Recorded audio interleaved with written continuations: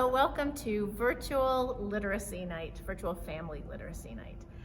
I am Wendy Allison. I am the librarian at Double Diamond Elementary School, and we are currently celebrating Reading Week. So the Nevada theme for Reading Week is Change Your World, Read. So tonight we're sharing the story of the oldest student, how Mary Walker learned to read. And it's written by Rita Lorraine Hubbard and illustrated by Oge Mora. And this lovely woman, Mary Walker, learned to read when she was 116 years old. So she definitely had her world changed by learning how to read. We hope you enjoy our story. Whenever young Mary Walker was tired, she would shield her eyes from the sun and watch the shallow-tailed kites dip and soar above the trees. That must be what it's like to be free, she thought. But Mary didn't watch for long. Even at only 8 years old, she knew the first rule of the Union Springs, Alabama plantation she lived on: keep working. She knew the second rule, too. Slaves should not be taught to read or write, or do anything that might help them learn to do so. Mary didn't stop working. She didn't learn to read either.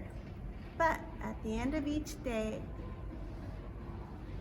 picking cotton, toting water to Papa and the other slaves who chopped wood for the train tracks, or helping Mama clean the big house, she would lie in her little bed next to the crumbling fireplace and think about those birds.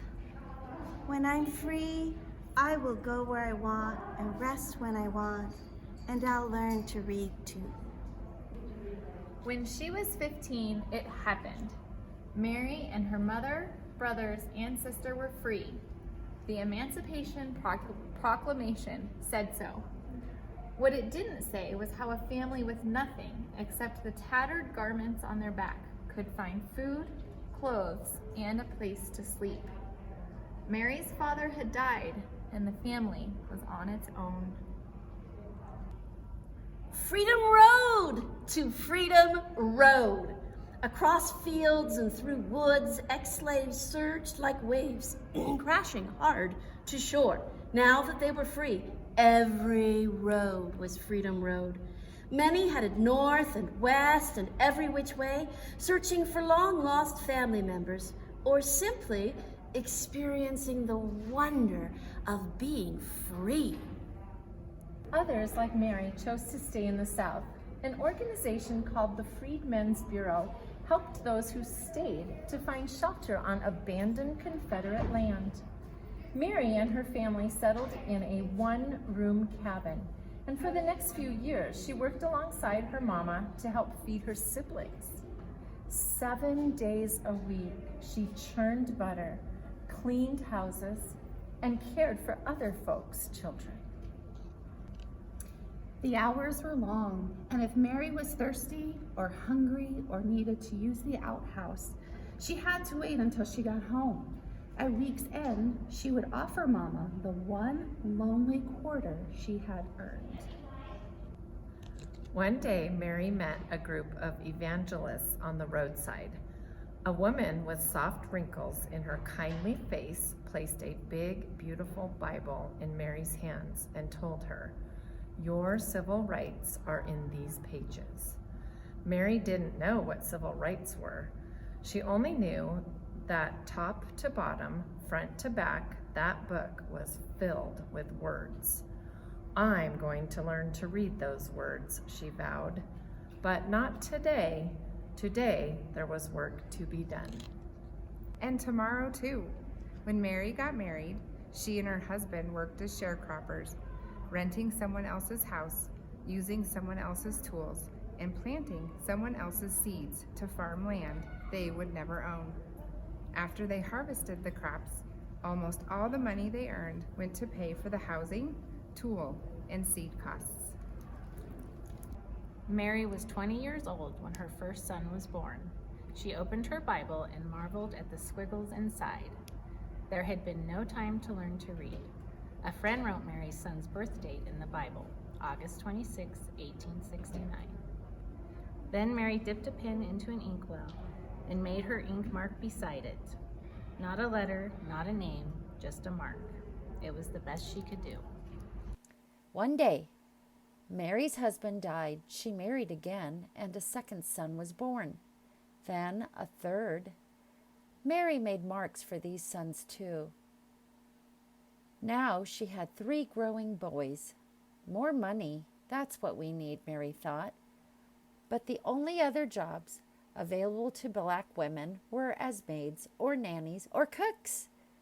The hours were long, with only half a day off on Saturdays, and like sharecropping, they didn't pay much. Mary sighed. Words would have to wait. For the next 4 decades, Mary sharecropped and did odd jobs to help support her family. In 1917, Mary's family moved to the little city of Chattanooga, Tennessee. It was the year of Chattanooga's Great Flood. The story was in all the newspapers, but Mary could only study the pictures to understand what had happened. By now, Mary was 68 and too old to sharecrop, but she continued to work, cooking, cleaning, and babysitting. She also fried fish, baked cakes, and sold sandwiches to raise money for her church. On Sundays, she would sit in the congregation, and as the preacher spoke, she would clutch her family Bible, the Bible she still couldn't read. When Mary was well past 90, she and her husband sat in their creaky rockers while one or another of their sons read to them.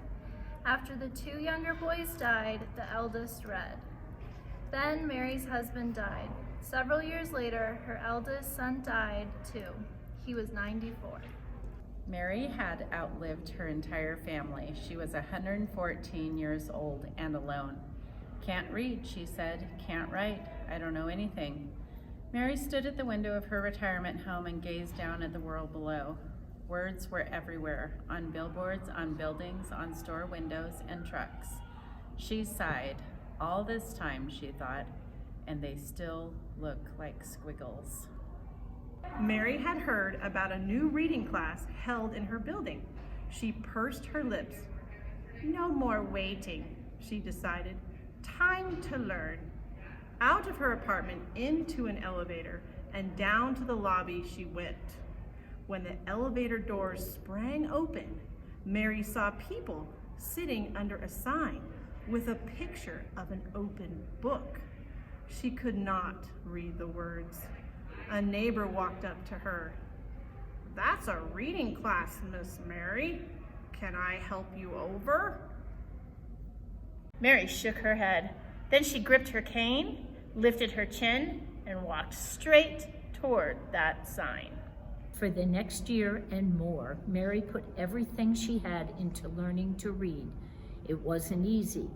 After all, she was the oldest student in the class and probably in the entire country. Could someone her age learn to read? She didn't know, but by God, she was going to try. She studied the alphabet until her eyes watered. She memorized the sounds each letter made and practiced writing her name so many times that her fingers cramped. She learned to recognize sight words and then challenged herself to make short sentences with them. She studied and studied until books and pages and letters and words swirled in her head while she slept. One fine day, Mary's hard work paid off. She could read. Word of her accomplishment traveled, and many people everywhere celebrated with her. Chattanooga's mayor, newspaper journalists across the country, and a man from the U.S. Department of Education who said, "Miss Mary Walker, I pronounce you the nation's oldest student," all shared her joy. Mary felt complete. She still missed her sons, but whenever she was lonely, she read from her Bible or looked out the window and read the words in the street below. From then on, Chattanoogans honored Mary's achievement with yearly birthday parties. In 1966, President Lyndon B. Johnson sent well wishes on Mary's 118th birthday, and in 1969, President Richard Nixon did the same. Mary was now 121 years old. Mary received many gifts over the years: a radio, a sofa, her very first television, a new Bible, the key to the city, and perfume and champagne from the Canadian Mounties. She also received something that brought back those long days in the Alabama cotton fields: her first airplane ride. From the cockpit window, Mary gazed at the trees and rooftops below. No different than a horse and buggy ride, she joked, but she knew it was. As the airplane dipped and soared like those swallow-tailed kites of long ago, Mary decided that flying was a lot like reading. They both made a body feel as free as a bird. Each year before her birthday celebration came to an end, someone would whisper, "Let's listen to Miss Mary." The shuffling and movement would fade away until not a sound was heard. Then Mary would stand on her old legs, clear her old throat, and read from her Bible or her school book in a voice that was clear and strong. When she finished, she would gently close her book and say, "You're never too old to learn." Mary Walker was born a slave on May 6, 1848. From a young age, she picked cotton, toted water, cleaned houses, and worked as a blacksmith. In later life, she never forgot the harsh punishments slaves received if they stopped working without permission, but she was quick to say that she had forgiven everyone for the things she'd endured. Very little is known about Mary's life from her emancipation at age 15 until she learned to read at 116. But it is a fact that her Bible waited 101 years for her to learn to read it. It is known that Mary was married twice and had 3 sons. One of those sons served in World War I. I chose to imagine other details to fill in the blanks. Mary's eldest son died in 1963.